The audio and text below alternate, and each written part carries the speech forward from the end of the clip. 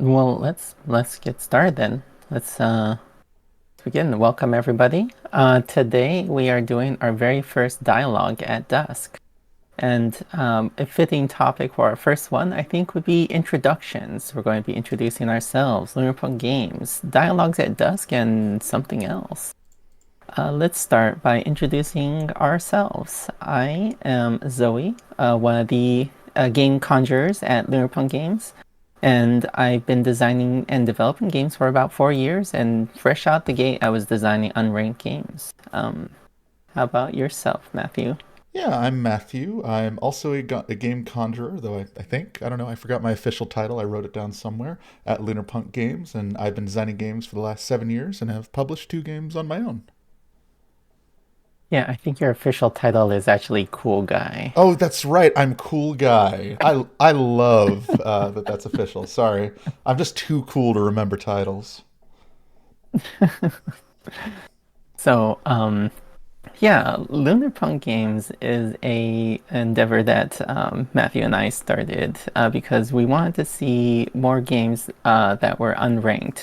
We wanted to create games that capture like the sort of beauty of real life, and we found that games that centered these sort of unranked goals would kind of accomplish these goals better than the traditional ranked games. Most games are very concerned about hierarchy, about who got to the goal first or who like got the most points and things like that. And we want to tell stories through multi-victor games where maybe it's more about the individual players and whether they got enough rather than the most. And also victorless games where players are instead trying to navigate a open space like a map of destinations rather than strict instructions that are provided. Um, does that sound about right? I think that sounds spot on. Yeah.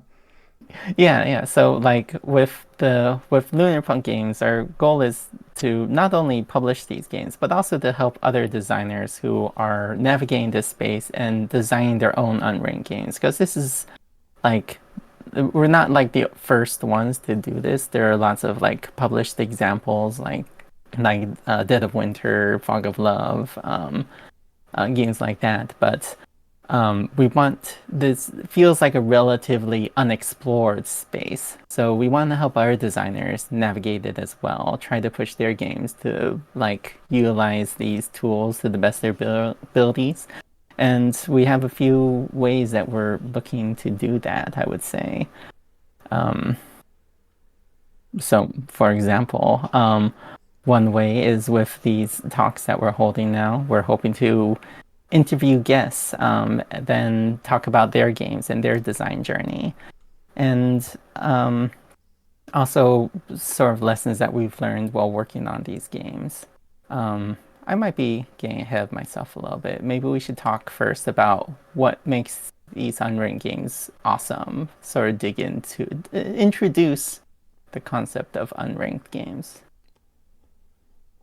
Yeah. So, uh, Sorry. Please, yeah, please continue. Tell us about Unranked Games.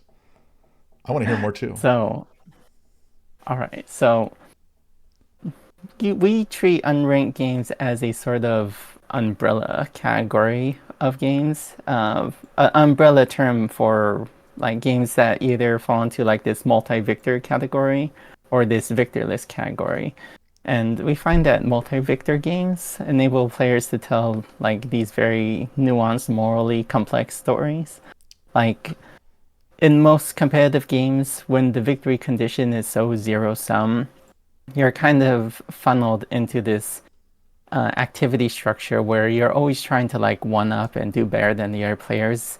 Like no matter how cozy the framing is and how collaborative, uh, like even if the game provides you collaborative tools, like they're all sort of funneled through this like framing device of who's going to get the most in the end. So every collaborative action has an undertone of who's getting the better deal, and is it like am I helping like the right person out with this? Am I like perhaps setting myself back by giving the lead to somebody else? But with a multi-victor game, you can enable these sort of collaborative actions and you don't have to worry about the this underlying like selfish motivation. You could enable players to assist another player with absolutely no like mechanical incentive or reward because suddenly it's not so important who got the most, it's about who got enough. And when that is your incentive structure, suddenly making sure somebody is not in a dire scarcity desperate situation might actually be a optimal strategy for you because that's one less person that's like fighting for their lives and possibly stealing and stuff like that. Um, wouldn't you say, Matthew? Yeah, I'd agree. These also give players a lot of opportunity in play space to explore in ways that single victor games or even cooperative games might inhibit them. So, say in a hypothetical game where you're building a beautiful garden and you just really like planting dandelions, but to win the game, you got to have the most violets, and you're just still planting dandelions all day. Well, say in a victorless game, for example, where you're not necessarily behooven to attempting to win, you get to feel a little more fulfilled in that play experience, in that play space. So you can experience and explore games in ways without feeling the pressure or even hearing things at the table like, hey, why are you doing that? You're not playing the game to win. So you can suddenly kind of remove that type of communication, or at least attempt to, which creates maybe a more fulfilling player experience for you as a player as you kind of see what these types of games have to offer. Yeah, yeah, exactly. Your possibility space is like really opened up with just this element, talking about like games through this victorless lens instead, where instead of like there being a binary like win-lose thing, we instead have the game provide multiple outcomes or just abandon the whole framing of victory altogether. And these kind of games offer a lot more creative freedom. Like instead of just trying to see who could like perform the best in a scenario or like achieve like some objective, you could instead like sort of push the players and see like what are the values that are important to them?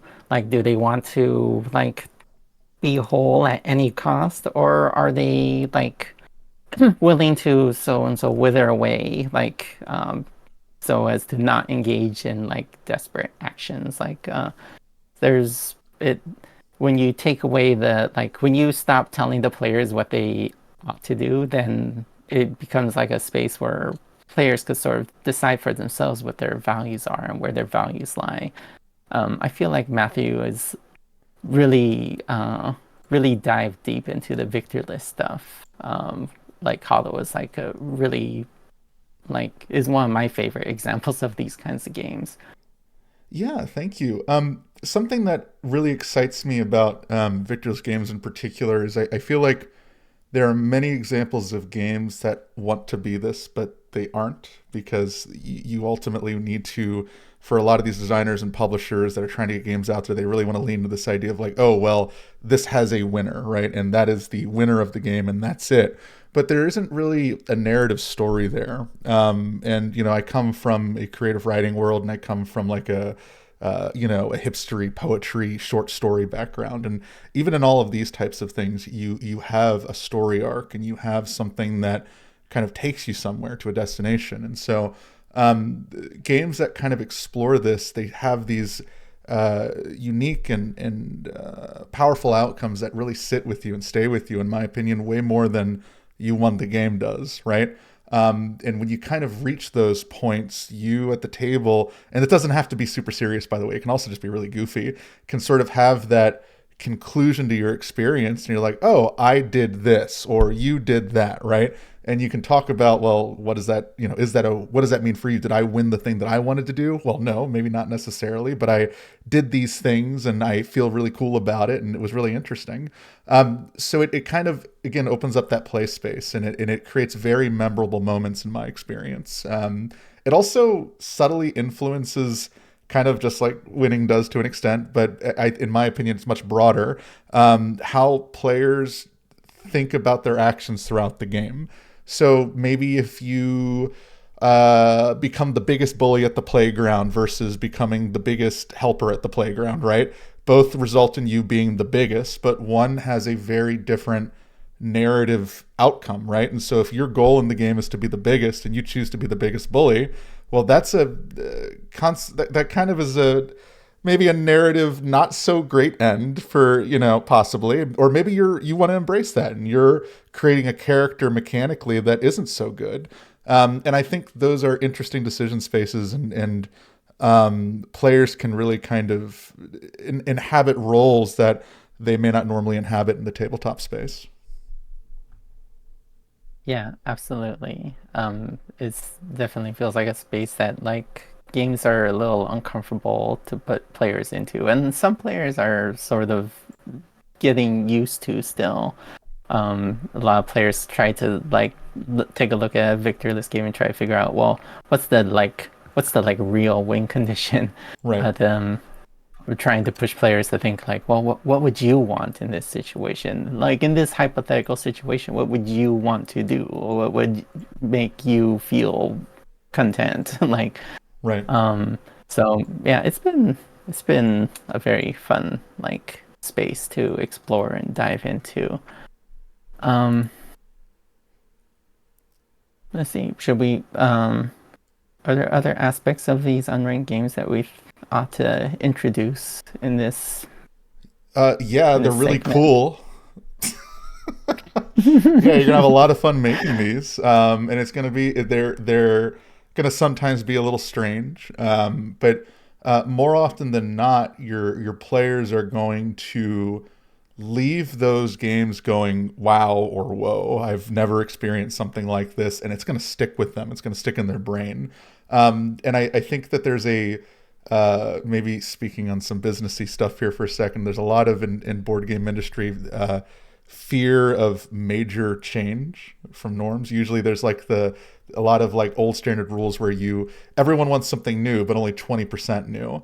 And I do think these games kind of go beyond that, but I also don't think it's so different that it's like impossible to comprehend. Players generally adapt into these things pretty quickly. You just kind of have to adapt some different design strategies around them. So just wanted to bring that up as well because I think it's important to note that while these are different, they do still have a lot of overlap with common things you'll see in tabletop. They might just be a little bit beyond that newness level that I think the industry is often comfortable with.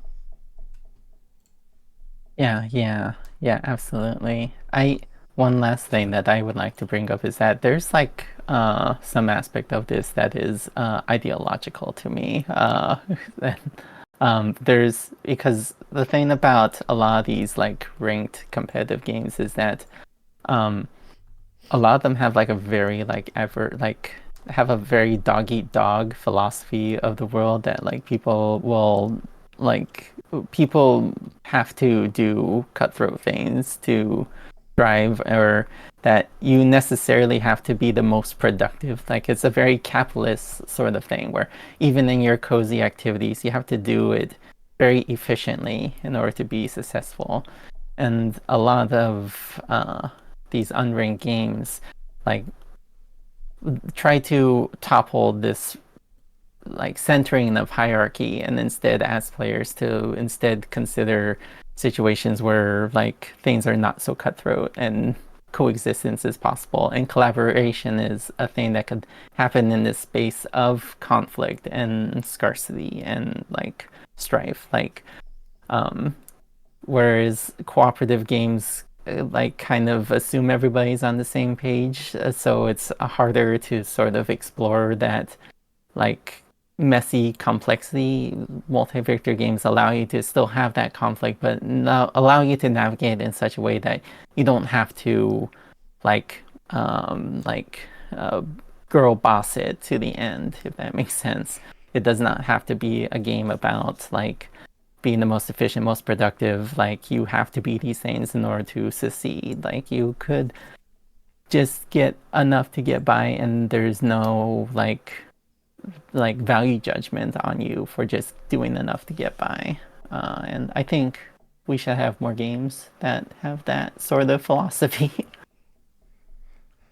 Yeah, attempting to win over everyone else is exhausting and is just unrealistic in real life and 99.9% of things. And unless it's me and Zoe playing chess, then I am going to try to win or something like that. But outside of that, I think that to me, when you kind of talk about like the philosophical the philosophy behind a lot of this, I also think it's also just mostly true to life in a lot of ways. How we interact with interpersonal relationships, families, friends, etc. Often those are experiences of collaboration, messy alliances, sometimes betrayal, sometimes selfish interactions, and it's kind of just true to form, right? I think that these games, kind of maybe pulling back that narrative element, for example, and kind of talking about what separates them and really distinguishes them for me.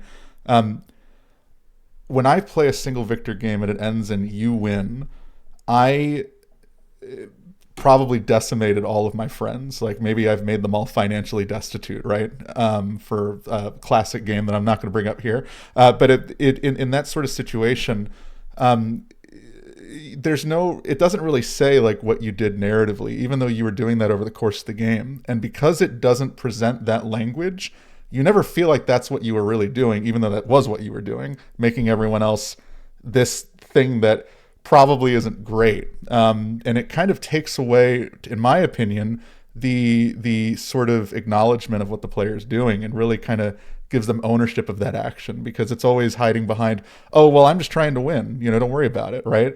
But if someone said that to me in real life, they'd be like, what are you talking about? That's not right. Yeah, yeah, That doesn't make any sense. So I think these tap into something very human and real, which to me just kind of kicks these games up to the next level.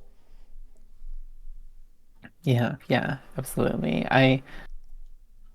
Yeah, I feel like that's why I feel like these games evoke so much drama between players. Like these moments of like, I thought we were working together, like I'm going to die if I don't like steal this from you. I'm sorry, or we're all going to die, but in a moment of self-sacrifice, I'm going to like give this to you. Like Or I it want to make a has group of these powerful, friends, and then you take my friend yeah, from me, yeah, Zoe.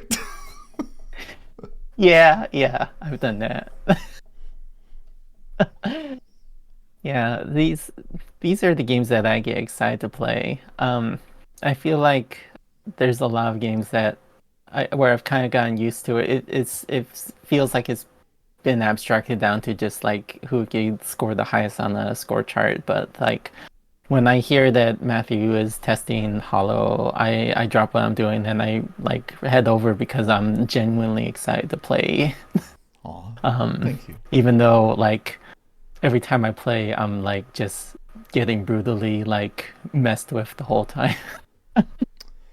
Yeah, I likewise. Um, I've been enamored with Zoe's games for years. I think it was in one of your first playtests, and it was just awesome and wild, and it was ever it. There were a lot of things there that I was just so excited about because I was like, I just don't see this in games, and I had been craving some of these things in my experiences, and you were able to put this into words in ways that I just could not over time, which was just very exciting to see.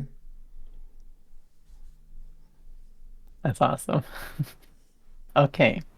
Um, shall we talk a little bit about some of our plans for dialogues at dusk? I don't know. Should we? I'm just, Mm. yeah, let's run it. Yeah, so this is a series that we're hoping to make into a regular one. I've kind of talked about it a little bit earlier, but we're hoping to have designers on who are working on unranked games of their own. We have a few in mind that we'd love to talk to.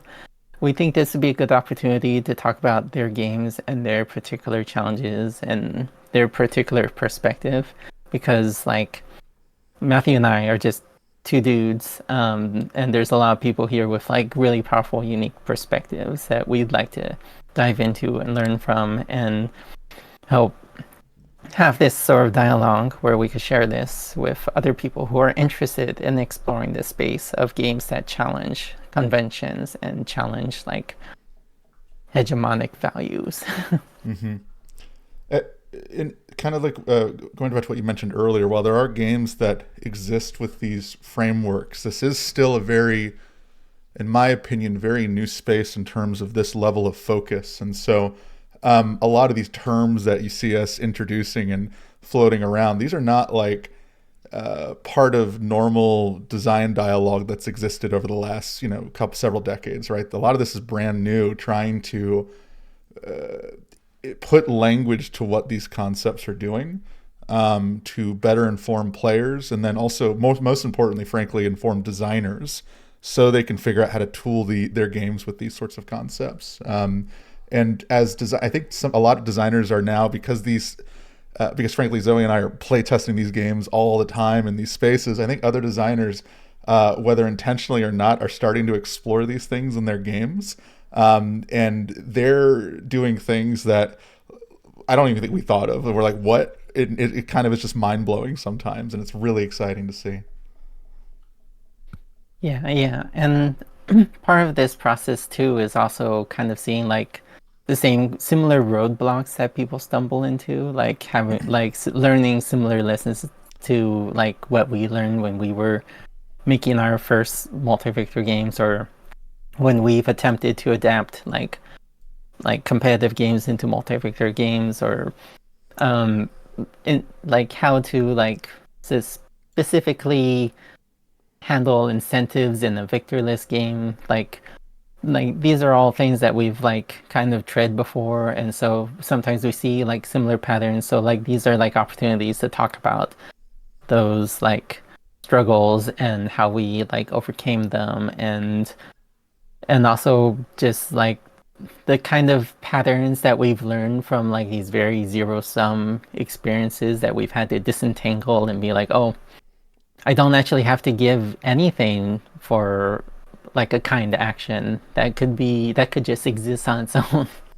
So yeah, we're hoping that these dialogues at Dusk serve as like a good ground to have these conversations. 100%. And at the end of every episode, we're going to declare a winner. So you'll be able to look forward to that as well. Hmm. I'm just kidding. I'm Yeah, not going to do yeah, there'll be a zero sum fight for who that. Yeah. dialogued the best, who got the most victory points from talking, and Thanks. most Thanks. most points made. Yeah, thanks for joining the show. You actually earned 33 dialogue points. That's 4 points less than our last guess. Ooh, sorry about that. No, Yeah, it'll be like when the debate bros have conversations and they declare a winner afterwards. amazing. Okay. Um, should we talk about the not so secret thing that everybody in this Discord's already aware of? The not so secret that we've been keeping secret, not so secretly. Yeah, yeah. Yeah, I'm down. Um, Let's do it. okay. So one of the early things that we were excited about doing when we started this venture was making s small print runs. Like we saw like all the energy around things like the indie night market, and we wanted to contribute to that. And so we're starting a thing called that we're calling the Midnight Market, where we take designs that are submitted through designers, and we make them available for like a limited time for a very small print run.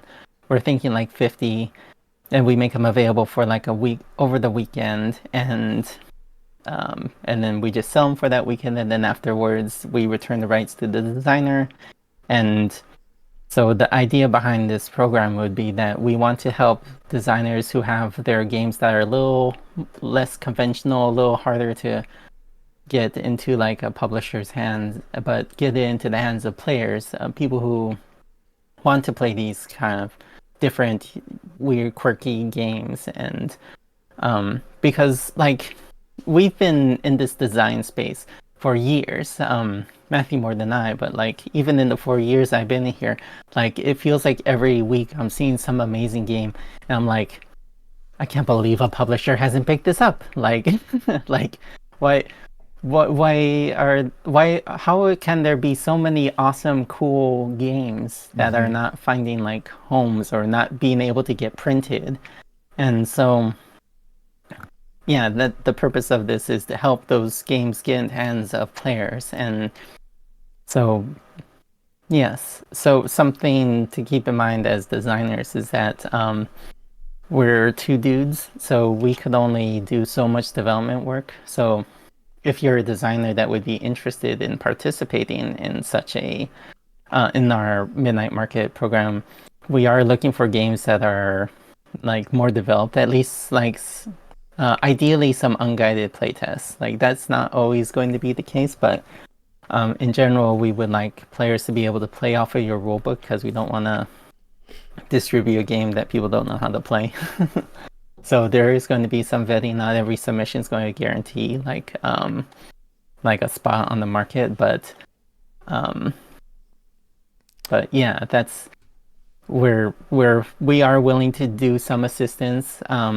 Where if if you want to distribute the game yourself, we could support that, or if you want to sell it to us and we handle distribution, if you're able to manufacture it, or we could do a manufacturer of it. All these things, we're willing to work with you. So to figure out what would be the right approach for your project. But yeah, am I missing something here? Or No, I think you rocked it. The we're trying to keep this pretty flexible. Of course, that's subject to change as we learn and figure things out. We may have to tune some of this, but ultimately, kind of even just outside of this kind of recent burst of small print runs that have been in person, we've found that there really isn't a lot of that sort of excitement online. And we just want to try to figure out how do we create more opportunities for designers, because I know that for a lot of folks getting into this, your options are self-publish 1,500 copies, which is scary, or pitch to 1,000 publishers and get told no by 998 of them, get told yes by one, but they ghost you after 3 years of wildness, and then the one other person that says yes, stuff happens, right? So the goal is to try to create a couple more opportunities. So at the very least, if you're thinking, I don't know what I want to do yet, this is a great option for you, possibly. Or if you're thinking, I know what I want to do, but I want to see how this game works in maybe a more specialized market, this is a great option for you. Because this is going to be limited over a 3 day cycle, so basically 72 hours, this is kind of going to I don't want to say work like Kickstarter or crowdfunding, but because it's temporary, there's a limited amount of time for people to access your game, as it is in this particular storefront, right? So this kind of gives people it gives your game some great attention, and then if you're loving the results of it and you decide, I want to pitch to a publisher later, you can go, hey, Miss Publisher, I did the Midnight Market and it was cool and I got 50 games sold, and they'll be like, whoa, and you can put that on a sell sheet, or if you want to self-publish later on, same kind of thing. You did the Midnight Market and you've made a new iteration of it, and so on and so forth. And then we, like somebody mentioned, we're not going to do a ton of development work. The more you do, the better. But we are available for a quick consultation to walk through some things, see what makes sense, and provide insight as able. So we're here to help.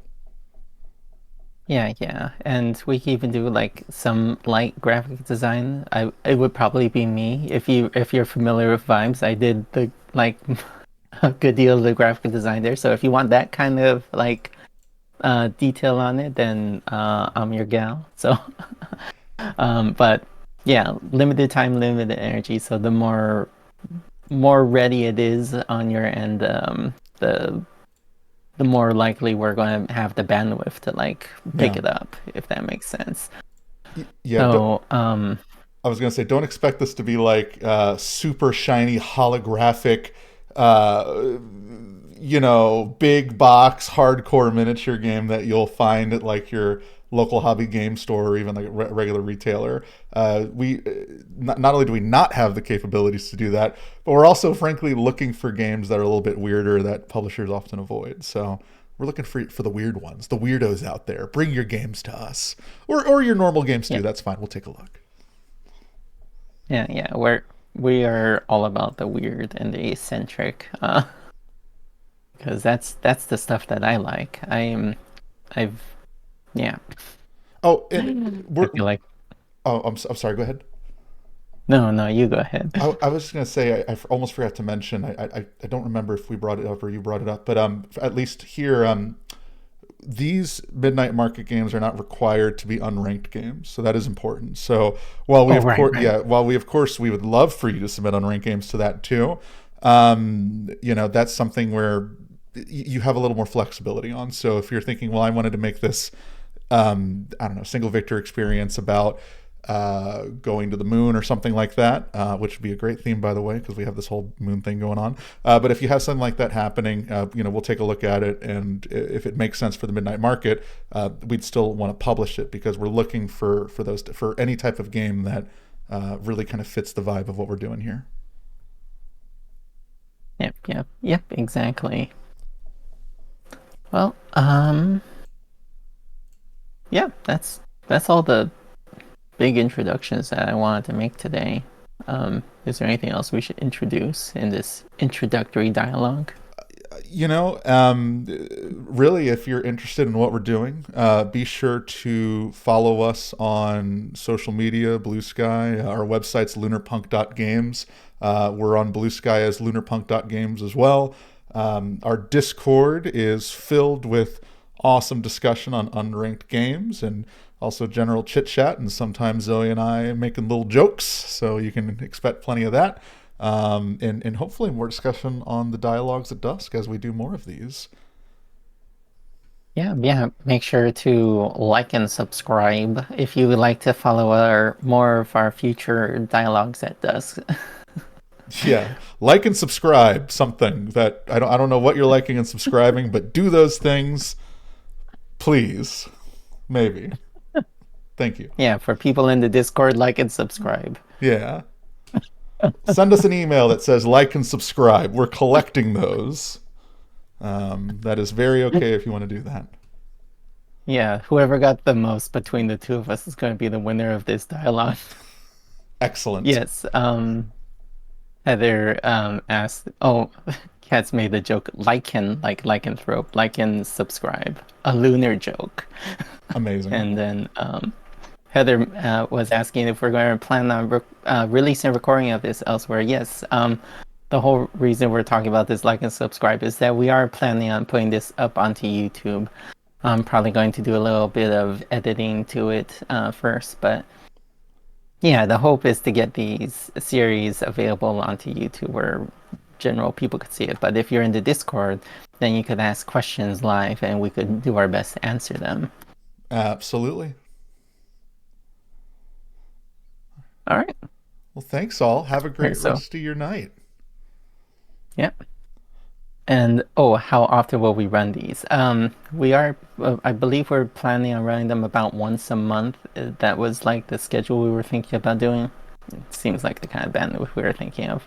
Yeah, though if you're looking for us to do it more and you want to be a super fan and you send us 1,000 likes and 1,000 subscribes, we'd be happy to do it more. Yeah, I'm pretty sure you could do that more than once as a user, right? You could just subscribe like 100 times. Yeah, you subscribe, unsubscribe, subscribe, unsubscribe, and then it adds up over time. Yeah, yeah. Have a Okay. wonderful night, everybody. Yeah, thank you. Good night, everyone.